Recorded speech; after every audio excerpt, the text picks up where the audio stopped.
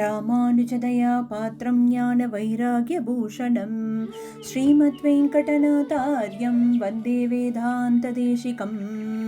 Wear புகழ் வில்லி புத்தூராடி பூரம் மேன்மேலும் மிக விளங்க விட்டு சித்தன் தூய திருமகளாய் வந்து அரங்கனார்க்கு துழாய் மாலை முடிசூடி கொடுத்த மாதே நேயமுடன் திருப்பாவை பாட்டாரைந்தும் நீ உரைத்த தை ஒரு திங்கள் பாமாலை ஆய புகழ் 100 43 அன்புடனே அடியேனுக்கருள் செய் நீயே.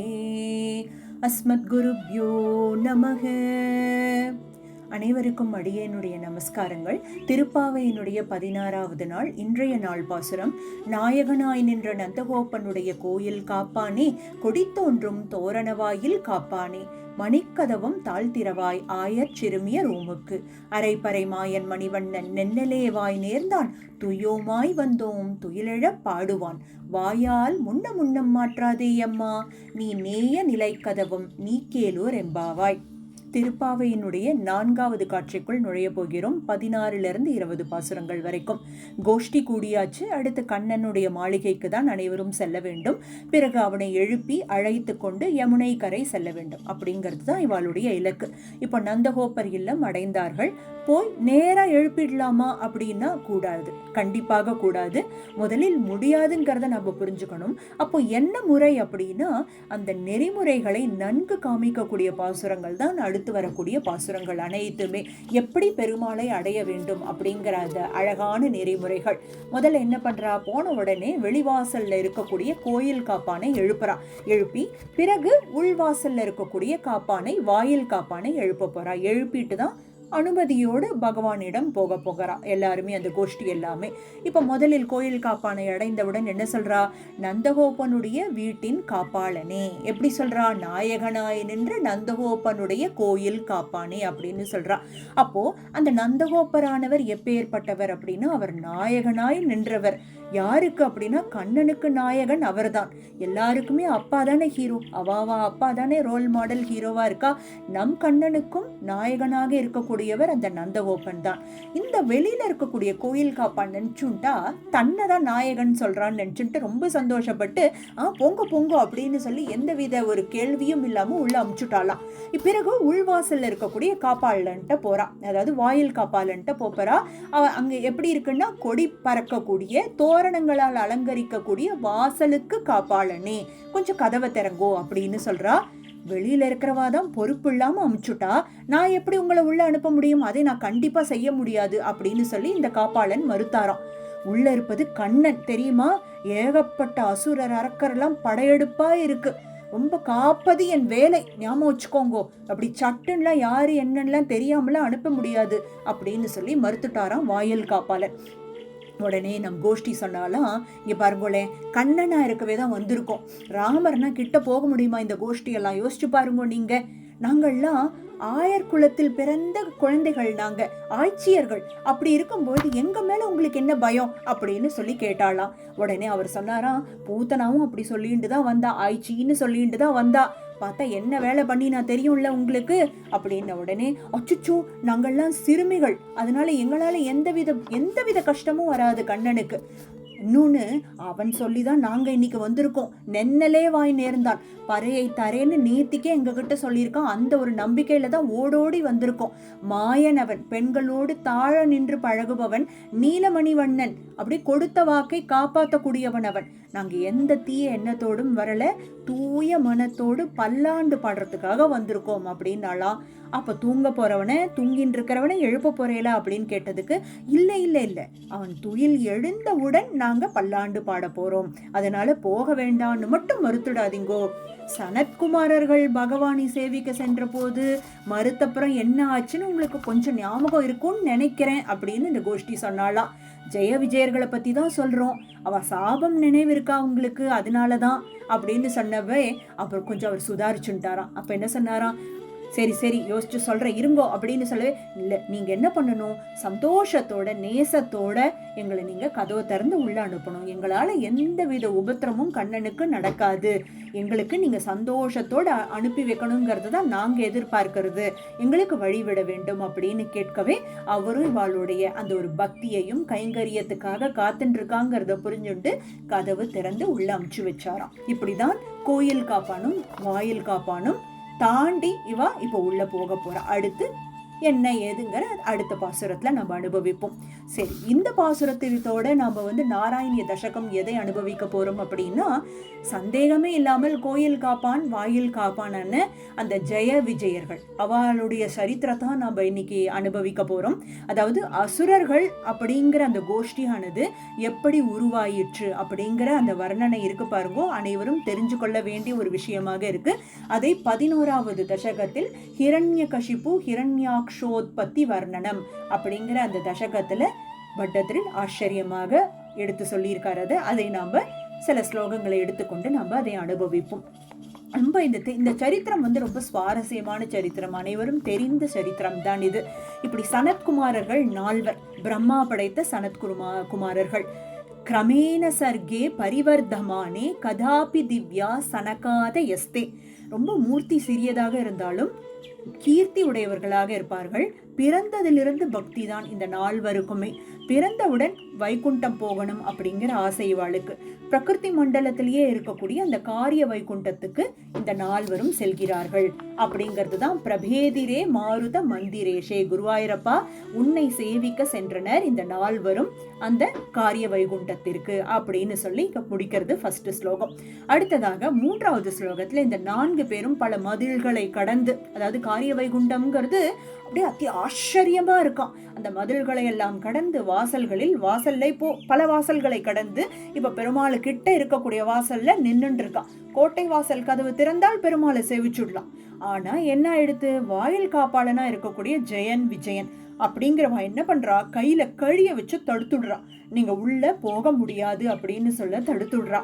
அப்ப சனத்குமாரர்களுக்கு கோபம் வந்துடுறது, சபிச்சுடுறா. இப்படி துஷ்டர்கள்லாம் வைகுண்டத்துல இருக்கக்கூடாது, பக்தர்களை தடுக்கக்கூடிய உரிமை யாருக்குமே கிடையாது அப்படின்னு சொல்றா.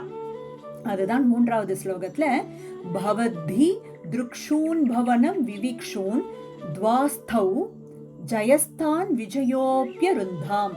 அதாவது ஜெயன் விஜயன்கிற அந்த 2 அந்த சனத்குமாரர்கள் இருக்கா இல்லையா, அவ இவ 2 பேரையும் இது பண்ணிடுறான், சபிச்சுடுறான். அதுதான் பிரேரணையைவ பூமன், நீங்க போய் பூமியில போய் பிறக்க வேண்டும் அப்படின்னு சொல்லி சாபம் வாங்கிறார்கள் அப்படிங்கறதா 3வது ஸ்லோகம்.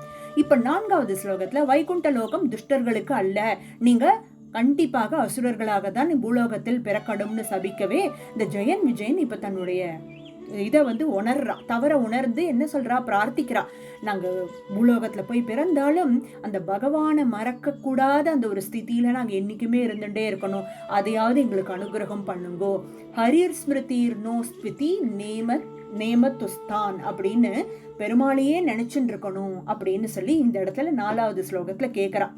அப்போ இவ எல்லாரும் பேசிகிட்டே இருக்கா. 5வது ஸ்லோகத்துல நடந்துட்டே இருக்கும்போது பெருமாள் கதவை தந்துட்டு அவர் வெளில வந்துடுறாராம். அதாவது ஸ்ரீயப்பத்தியான ஸ்ரீமன் நாராயணன் இந்த மாதிரி நம்மளை பார்க்கறதுக்காக அடியார்கள் வந்திருக்கா, சனத்குமாரர்கள் வந்திருக்கான்னு தெரிஞ்சு பக்தனை தேடி ஓடோடி வந்துட்டாராம் பெருமாள் வாசலுக்கு. வந்த பெருமாள், குருவாயூரப்பா நீ தாமரை கண்களோடு அற்புதமான திருமேனியோடு அப்ராக்கிருத்த திருமேனியோடு வலப்புறத்தில் மகாலட்சுமி தாயாரோடு இடப்புறத்தில் பக்ஷிராஜனோடு கருடன் தோளில் கை வைத்து கொண்டு அப்படியே ஸ்ரீவில்லிபுத்தூர்ல இருக்கக்கூடிய ரங்கமன்னார் போலயே காட்சி கொடுத்தியே அப்படிங்கறத அத்தி ஆச்சரியமாக 5வது ஸ்லோகத்துல சொல்றார். பவானவாப்தக சகைவ லக்ஷ்மியா பகிரம் புஜாக்ஷ. பெருமாள் அப்படி அம்புஜாக்ஷனா வந்துட்டானா. யாரோட, ககேஸ்வராம் சார்பித்த சாரு பாகுகு. அப்படியே கருடாழ்வார் மீது அப்படியே தன்னுடைய கைகளை எடுத்து அப்படியே அவருடைய தோள்கள்ல போட்டு இந்த பக்கம் தாயார் அந்த பக்கம் கருடன் அப்படின்னு அப்படி அதி ஆச்சரியமா சேவை சாதிக்கிறாராம் சனத்குமாரர்களுக்கு.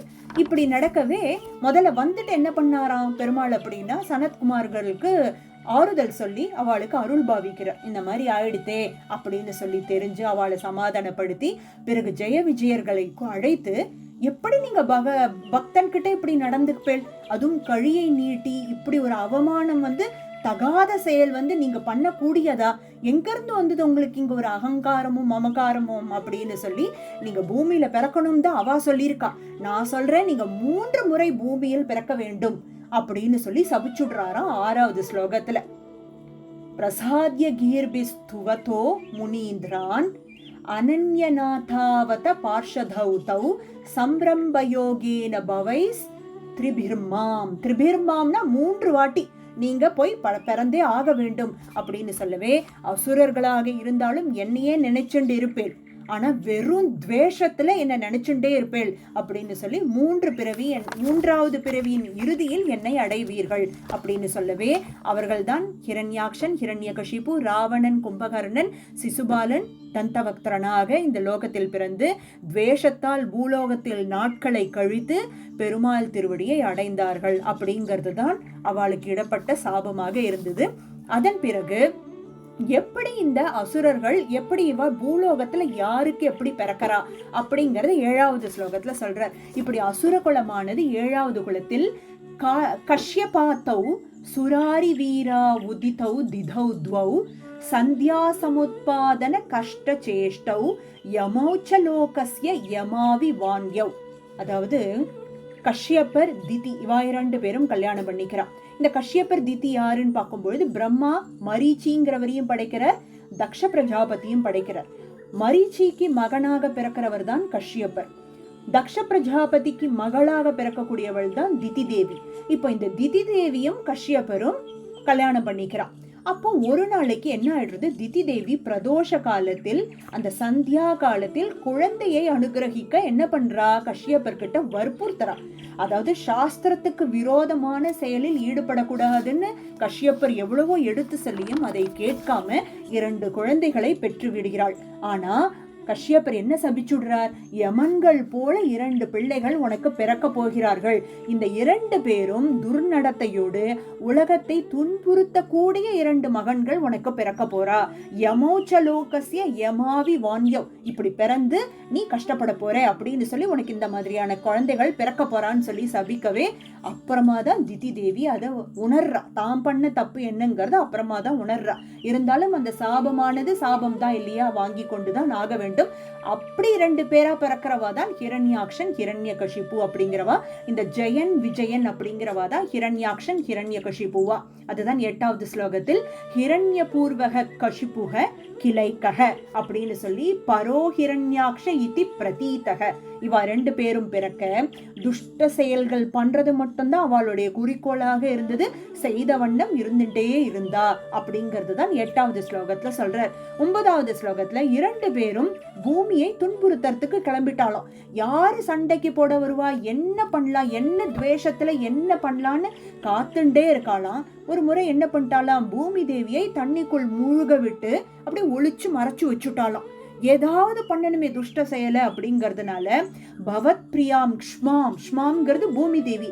பூமி தேவிய சலிலே நிமஜ்ஜிய போய் அடியில இருக்கக்கூடிய அந்த பாதாளத்துல இருக்கக்கூடிய அங்க இருக்கக்கூடிய ஒரு கடல்ல போய் அந்த பூமியே மறைச்சு வச்சு விடுறானாம். எப்படியாவது யாரையாவது ஏதாவது துவம்சம் பண்ணிட்டே இருக்கணும் அப்படின்னு. ஸோ அப்போ அந்த 10வது ஸ்லோகத்தில் என்ன ஆயிடுறது, இப்படி எல்லாரையும் கஷ்டப்படுத்திட்டு இருக்கிறது. பின்பு வருணன்ட்ட போகிறான். யார் அது, வாங்கோ என்னோட சண்டை போட வாங்கோன்னு இப்படி துவேஷத்திலேயே வாழ்ந்துட்டு இருக்கக்கூடியவன் போய் வருணன்ட்ட போய் நிற்கிறான். அப்போ பின்பு வருணன் சொல்கிறான், உனக்கு ஸ்ரீமன் நாராயணன் தான் சரி, உனக்கு சண்டை போடுறதுக்கும் உன்னுடைய அந்த வீரத்துக்கும் தீரத்துக்கும் அவன் ஒருத்தன் தான் பதில் சொல்ல முடியும்னு சொல்லவே அவனை தேடி போன்னு சொல்லி வருணன் அமுச்சுடுறானோ. இப்போ அடுத்து வரக்கூடியது அந்த பெருமாளினுடைய வராக அவதாரங்கள்.